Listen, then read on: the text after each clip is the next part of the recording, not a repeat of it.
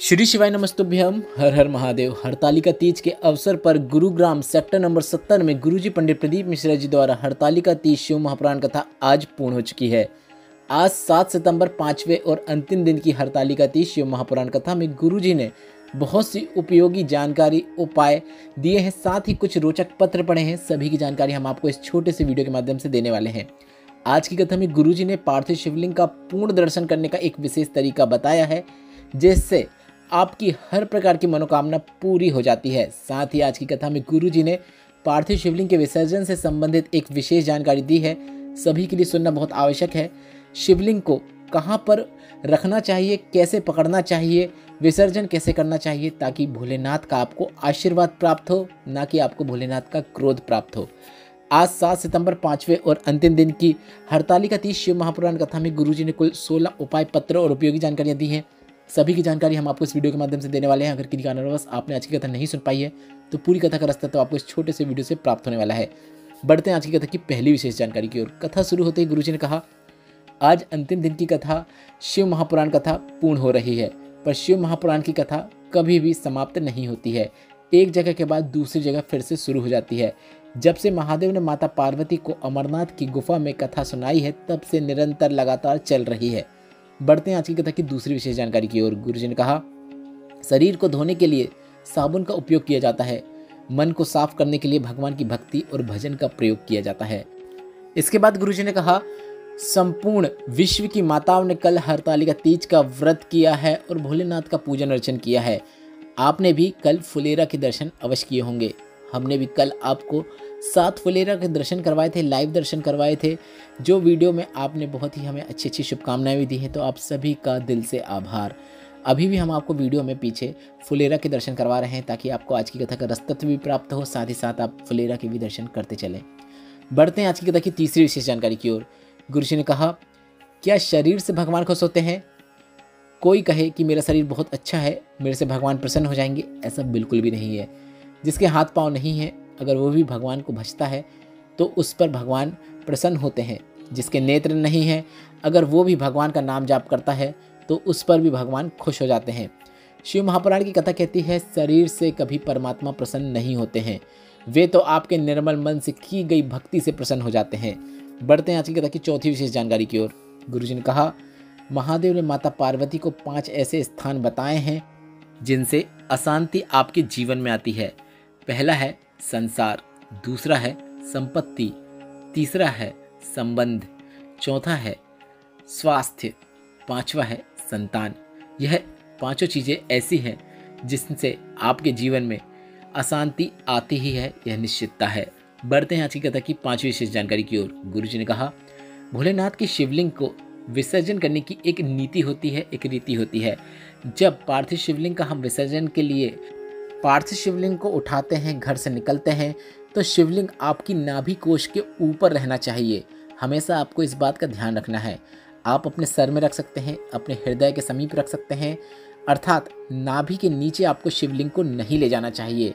नाभि कोश के ऊपर आपको पार्थिव शिवलिंग को रखना चाहिए और इसके बाद पूर्ण दर्शन करते हुए, अपनी मनोकामना बोलते हुए, श्री शिवाय नमस्तुभ्यम या फिर नमः शिवाय या फिर ओम नमः शिवाय बोलते हुए शिवलिंग का विसर्जन कर देना चाहिए।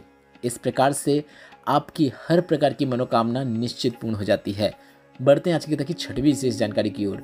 गुरुजी ने कहा, अभी हमने आपको पूर्ण दर्शन बताया है। अब पूर्ण दर्शन क्या होता है, जिससे आपकी हर मनोकामना पूरी होती है, जो कि आप पार्थिव शिवलिंग के विसर्जन के समय करते हैं, वह इस प्रकार है। आपको पार्थिव शिवलिंग में जो जलाधारी होती है, सबसे पहले अपने दर्शन आपको जलाधारी के करना है। इसके बाद शिवलिंग का जो कटी भाग होता है, माता पार्वती के जो हस्तकमल होते हैं, वहाँ से गोल घूमते हुए आपको वापस जलाधारी के पास तक अपनी नज़रों को लाना है, नेत्रों को लाना है और वहाँ तक आपको दर्शन करना है। मतलब जलाधारी से दर्शन करते हुए माता पार्वती के हस्तकमल मतलब शिवलिंग के कटी भाग से दर्शन करते हुए वापस जलाधारी तक दर्शन करना है। इसके बाद जलाधारी से आपको आते हुए शिवलिंग का दर्शन करना है। इस प्रकार से आपको दर्शन करते हुए अपनी कामना करना है। वो कामना करने के बाद हृदय से लगाते हुए शिवलिंग का आप विसर्जन कर सकते हैं। इस प्रकार से पूर्ण दर्शन करके विसर्जन करने से हर प्रकार की मनोकामना निश्चित पूर्ण हो जाती है, यह निश्चितता है। बढ़ते हैं आज की कथा की 7वीं विशेष जानकारी की ओर। गुरुजी ने कहा, आप जगन्नाथपुरी जाएं, उज्जैनी जाएं, काशी विश्वनाथ जाएं, वहाँ पर आपको एक मंदिर देखने को मिलेगा। एक देवता होते हैं साक्षी गोपाल। आप जगन्नाथपुरी या उज्जैनी या काशी आने के बाद साक्षी गोपाल के जब दर्शन करते हैं तो वे साक्षी हो जाते हैं कि आप काशी में आए हैं, उज्जैनी में आए हैं या फिर जगन्नाथपुरी में आए हैं। बढ़ते हैं आज की कथा की 8वीं विशेष जानकारी की ओर। मंजू देवी जी पत्र लेकर आए, जिसमें लिखा, मेरी 2 बेटी हैं, पति नहीं है। सब परिवार वाले कहते थे कैसे क्या होगा, बहुत खर्चा आता है आजकल शादी में।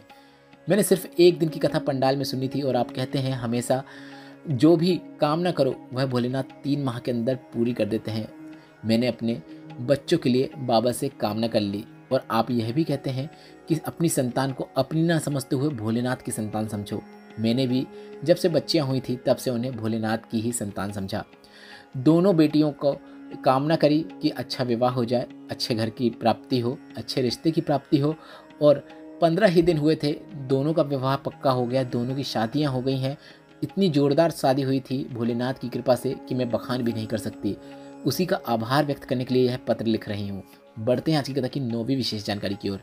गुरुजी ने कहा, स्कंद पुराण के रेवा खंड कह रहा है, जिसके घर में शिवलिंग है या फिर जिसके घर से 1 लोटा जल तुलसी के क्यारे में जाता है या फिर भोलेनाथ के मंदिर में जाता है या फिर आंवले के वृक्ष के नीचे जाता है या फिर बेलपत्र के वृक्ष के नीचे जाता है या फिर पीपल के वृक्ष के नीचे जाता है, तो आपको इस बात को याद रखना चाहिए कि आपके घर की रक्षा करने का जो कार्य है वह शिव के गणों का होता है, वीरभद्र का होता है। बढ़ते हैं आज की कथा की 10वीं विशेष जानकारी की ओर। रजनी जी पत्र लेकर आई, जिसमें लिखा, मेरे बेटे की नौकरी नहीं लग रही थी, बहुत कष्ट में जीवन था। मैंने 1 दिन की कथा पंडाल में सुनी और आप कहते हैं बाबा 3 माह के अंदर सुन लेता है, पर बाबा ने मेरी कामना 1 माह के अंदर ही सुन ली है। मेरे बेटे की नौकरी केंद्रीय मंत्रालय में लग गई है, उसी का आभार व्यक्त करने में कथा पंडाल में आई हूँ। बढ़ते हैं आज की कथा की 11वीं विशेष जानकारी की ओर। गुरुजी ने कहा, भोलेनाथ ने माता लक्ष्मी से कहा है, जब कोई शिव भक्त अपने घर से 1 लोटा जल लेकर मेरे मंदिर में आकर शिवलिंग पर जल चढ़ाकर जाए तो उसका लोटा कभी भी खाली नहीं जाना चाहिए। आपको स्वयं उसके लोटे में बैठकर उसके घर जाना है और घर को धन्य धान्य से परिपूर्ण कर देना है। बढ़ते हैं आज की कथा की 12वीं विशेष जानकारी की ओर। गुरुजी ने कहा, एक नियम होता है गणेश जी या फिर देवी जी या फिर पार्थिव शिवलिंग का विसर्जन करने का। जब हम जाते हैं तो विसर्जन करने के बाद उस नदी का, उस कुंड का, उस सरोवर का थोड़ा सा जल प्राप्त करके लाते हैं और उसका छींटन अपने घर में करते हैं। इसलिए हम आपको कहते हैं भोलेनाथ के मंदिर से आपको जल चढ़ाने के बाद खाली लोटा लेकर कभी भी वापस नहीं आना चाहिए, थोड़ा सा जल प्राप्त करके उसको अपने घर अवश्य लाना चाहिए। बढ़ते हैं आज की कथा की 13वीं विशेष जानकारी की ओर। गुरुजी ने कहा, अगर आपके बच्चे आपको हर चीज़ बता रहे हैं तो काफ़ी अच्छी बात है। ऐसे बच्चे बिगड़ते नहीं हैं, ऐसे बच्चे हमेशा आपको हर बात साझा करते हैं, आप तक पहुंचाते हैं। बिगड़ते तो वे बच्चे हैं जो आपको बताते नहीं हैं, जो बात छुपाते हैं, आपसे बोलने से डरते हैं, आपको पता भी नहीं चलेगा वे आपके पीछे क्या क्या कर देंगे। उन्हें लगता है अगर वे आपको बताएंगे तो आप गुस्सा हो जाएंगे। इसलिए आपको अपने बच्चों पर गुस्सा नहीं होना चाहिए, क्रोधित नहीं होना चाहिए। बच्चों को बांधने की ज़रूरत नहीं है। आपका बच्चा 10वीं 12वीं या कॉलेज में जाए तब थोड़ी बांधने की ज़रूरत है, पर उसके पहले उस बच्चे को आप उसके जीवन का आनंद प्राप्त करने दीजिए, उसे उसके अनुसार जीवन जीने दीजिए। अगर वह आनंद प्राप्त करेगा, खुशी से जीवन जिएगा, तो वह आपकी भी हर बात अवश्य मानेगा। बढ़ते हैं आज की कथा की 14वीं विशेष जानकारी की ओर। गुरुजी ने कहा, जिस घर में शिवलिंग नहीं होता है उस घर का अन्न भी ग्रहण नहीं करना चाहिए, क्योंकि वह अन्न शिव की दृष्टि में नहीं होता है। अगर भोलेनाथ का शिवलिंग घर पे है तो वह अन्न शिव की दृष्टि में रहता है, और जहाँ पर शिवलिंग होता है वहाँ पर माता अन्नपूर्णा का वास होता है।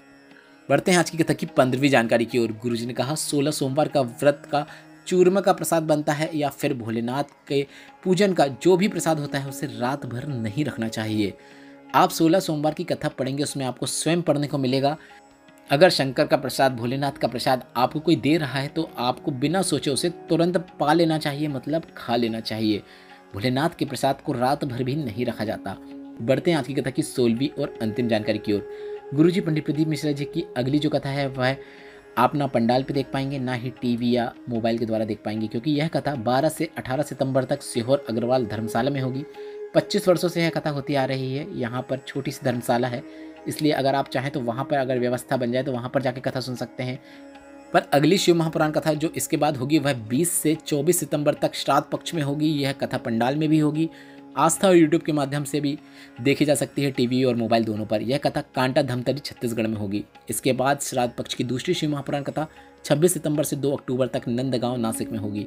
सभी कथा का समय दोपहर के 1 बजे से 4 बजे तक रहने की उम्मीद है। इस वीडियो में बताई गई जानकारी से संबंधित अगर अभी भी आपके मन में कोई प्रश्न है तो वे प्रश्न आप कमेंट बॉक्स के जरिए पूछ सकते हैं। व्हाट्सएप में ज्वाइन होना चाहते हैं तो उसकी लिंक मैंने कमेंट बॉक्स में मेंशन कर दी है, जो कि बिल्कुल फ्री है। वहाँ पर भी हम आपको अन्य उपयोगी जानकारियाँ पहुँचाते रहते हैं।